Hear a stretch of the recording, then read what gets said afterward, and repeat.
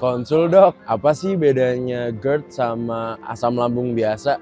Makasih dok. Jadi ini memang sering kali ditanyakan oleh pasien, oleh masyarakat gitu ya, apa sih bedanya sakit MAH dengan GERD? Nah, saya sampaikan bahwa kalau sakit MAH itu sebenarnya problemnya itu masih di lambung ya. Jadi pasien itu masih keluhannya seputar lambung, bisa nyeri panas di ulu hati, kemudian nyeri di ulu hati, mual, muntah, kembung gitu. Nah, kalau GERD, asam lambung dan isi lambung itu balik arah ke atas.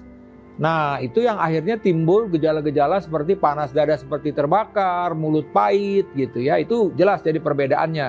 Sekali lagi, kalau ini sakit MAH, problem masih di lambung, tapi kalau GERD, problemnya sudah naik ke atas menyebabkan keluhan-keluhan akibat asam lambung yang balik arah yang berada di kerongkongan tersebut. Ya, obat MAH atau kita bilang obat MAH yang ada beredar di tengah masyarakat atau kita bilang obat warung itu sifatnya hanya menetralkan asam lambung ya, yaitu kelompok yang kita bilang antasida. Jadi hanya menghilangkan keluhan sesaat saja. Karena yang intinya adalah kita harus tadi kalau ini memang karena asam lambung yang tinggi harus menekan produksi asam lambungnya. Yaitu obat-obatan seperti kalau kelompok-kelompok yang kita bilang kelompok penghambat pompa proton ya. Itu seperti misalnya omeprazol, lansoprazol ya, rabeprazol, esomeprazol ya. Kemudian juga ada kelompok yang kita bilang untuk yang lebih tinggi lagi yang kita bilang termasuk PCAB. Contohnya misalnya ponoprazan ya, kemudian tegoprazan. Nah, itu obat yang sifatnya menekan produksi asam lambung.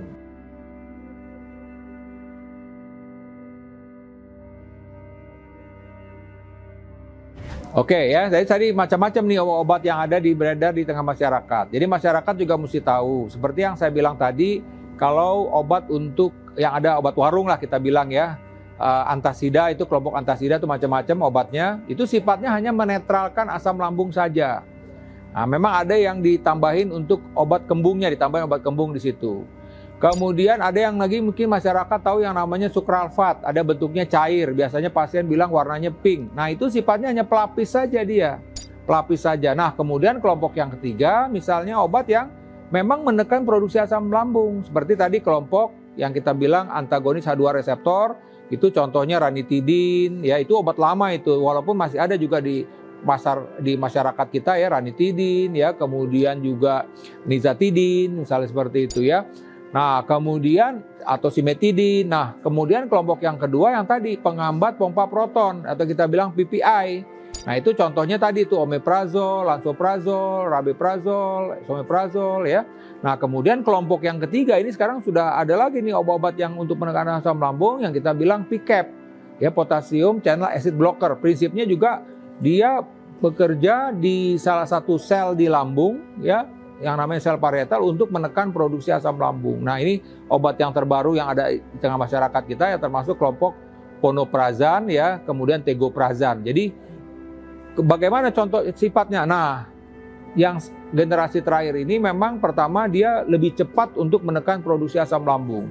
Kemudian juga dia lebih lama di dalam mempertahankan penekanan produksi asam lambung tersebut sehingga kerjanya bisa 24 jam misalnya. Nah, ini dan satu hal lagi, obat yang terbaru ini pun disebutkan bahwa dia tidak tergantung makan. Jadi bisa diberikan sebelum makan, bisa diberikan sesudah makan misalnya. Jadi ini kelebihannya obat-obat generasi terbaru dari obat penekan asam lambung khususnya untuk mengobatin sakit GERD tersebut.